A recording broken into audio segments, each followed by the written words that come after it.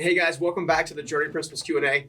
I'm your host, Stephen Scoggins. I'm here to hopefully answer some of your questions. We've got questions from the audience, and we're going to walk through a couple things. So, the first one's a doozy.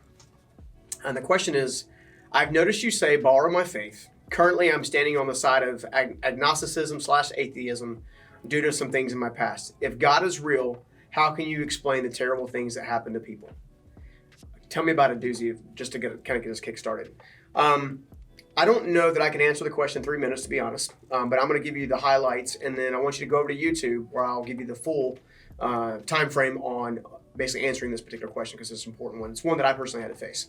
So when I was growing up, I had some difficult circumstances of my own. I went through a difficult season of life from my childhood to my young adulthood, and then even into my early adulthood that caused me to doubt a lot of different things. In fact, I spent 5 years as a professing atheist, studying things, everything from the Big Bang Theory to physics to you name it. I was trying to validate that God was not real. And one of the reasons I wanted to validate that God was not real was because of the simple amount of pain that I'd been going through. I couldn't for the life of me understand that the pain that I was going through was actually, ordained by God, or God would allow me to do something like that if a God exists. And I think you're coming from the same place. So let me say it this way. Here's one of the things I've discovered. A lot of times humanity will actually point the finger at God rather than point the finger at itself. And here's what I mean by that. I've discovered that the greatest pains, hurts, and problems in the world are not God created, but they're man created. And they're man created out of areas of greed, out of areas of basically taking, trying to be more righteous or stand out in front more than someone else. And I began to use the term borrow my faith, in other words, for people who were like I was, in that I didn't know what faith was. I didn't know what kind of role it could play, and I didn't know how powerful that role could be if I let it loose in my own life. I just simply didn't know what I didn't know, to say it bluntly. And someone who I'm hoping to develop a friendship with, someone who I greatly admire, his name is Sean Bowles, began talking. I stumbled on a YouTube video where he began to say, borrow my faith for people who don't believe necessarily what I believe. Maybe they're in a different season of life. And sometimes you can borrow someone else's faith in order to increase your own. Okay? So the first thing I would say is realize that the things that have happened to you in your past may not be God ordained or God problems at all. There were probably problems and traumas and things that happened because someone else was in a broken state. And as my good friend Chris Lacordo would say, hurt people hurt people. Well, if hurt people, then that's what keeps a repetitive bondage of other people hurting other people. Okay?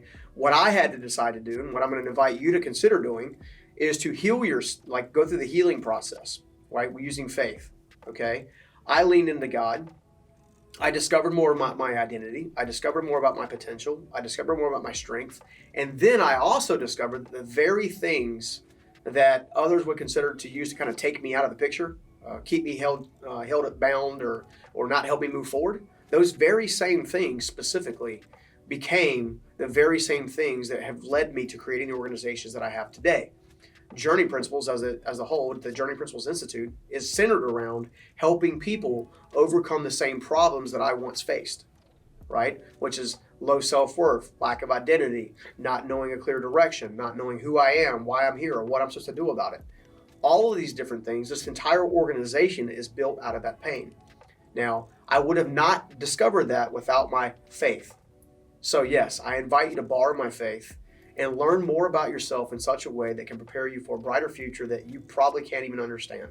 Because if you'd have told me 20 years ago that I would be sitting here talking to you today, I never would have known what to do, how to do it, or that it was even possible. It was my faith that led me there. So I invite you to consider borrowing my faith, going on a journey of self-discovery, and taking you to the next level. Hope that helps. All right, so question number 2 is also centered around faith and discovery. And question number 2 that came from the audience is, I really am interested in understanding what it means to have faith in God. So many people have broken my trust in life. How do I consolidate that? Well, here's the thing. Again, I've come from a season of life where I had a lot of betrayal in my life. A lot of different things. Some of the things I'll admit here on air, and some of the things I won't because I have to relate to my family, and I don't want to shame or harm them any more than the suffering they've already been through. But what I can tell you is that thing that you think is meant to harm you, in many respects, will actually create the fullest potential in you. What I mean by that is everything that I used during my greatest moments of struggle became things that I use now in my greatest moments of strength. I've extrapolated everything that I could learn from those moments, all the relationships, all the lessons, all the parts, all the pieces, all the self-awareness to make myself better. And as a result of making myself better, I'm now better aligned to make better choices. Now, I don't always have all the answers, but experience has taught me that I can trust my little wins.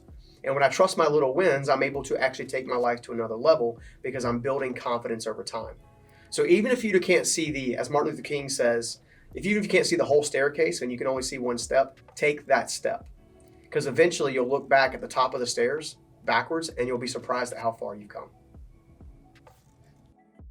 So question number 3 comes from an audience member. Again, it looks like we got a couple faith questions this time. Question number 3, how can God love me when I've been down some pretty dark roads? Is it too late for me? The answer to that question is no, it's never too late. It's never too late to turn around. In fact, when you look at the actual meaning of the word repentance, which Christians use a lot, that word simply translates to return.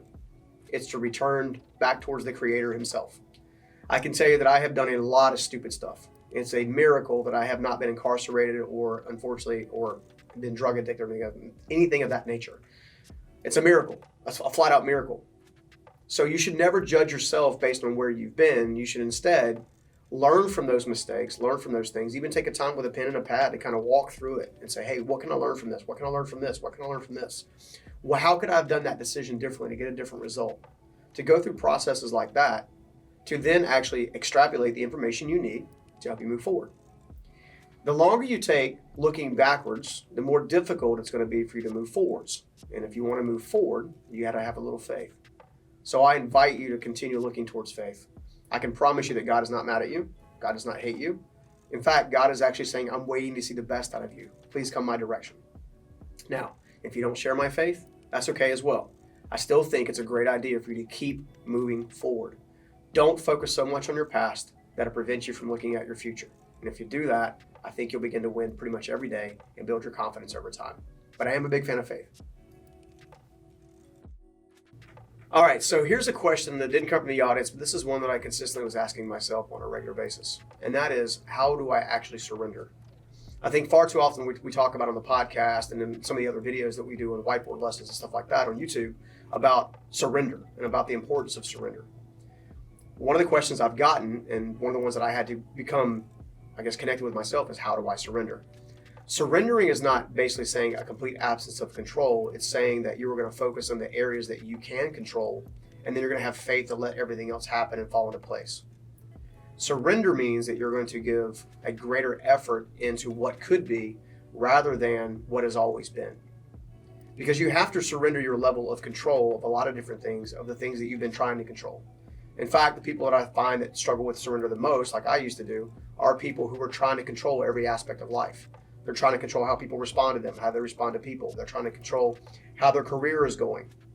And I don't mean not giving your best. I mean trying to control what your supervisor is going to think in his own head before he actually talks to you. All of these different areas are elements of control. And I've learned a long time ago from a couple different influencers and people that have mentored me in my life that you have to hold life with an open hand. In other words, I go out every day with an open hand and I say, I'm going to give my best today. And if I give my best today and I don't clench my fist to try to control the outcome, something wonderful and beautiful is going to happen. And I've been doing that for about 5 years now consistently. And I can tell you that as I do this more and more open doors are starting to show up. So surrender is all about giving your day your best and then making sure you give enough flexibility in your day for the divine to show up and help you do the rest. Hey guys, I hope you enjoyed this week's Life Mastery Q&A video. We're doing a new Q&A video every single Monday. And if you have questions you'd like answered, simply leave a comment with your question below this video or email us at questions@journeyprinciples.com. And if we use your question, we'll send you a free gift just to say thank you.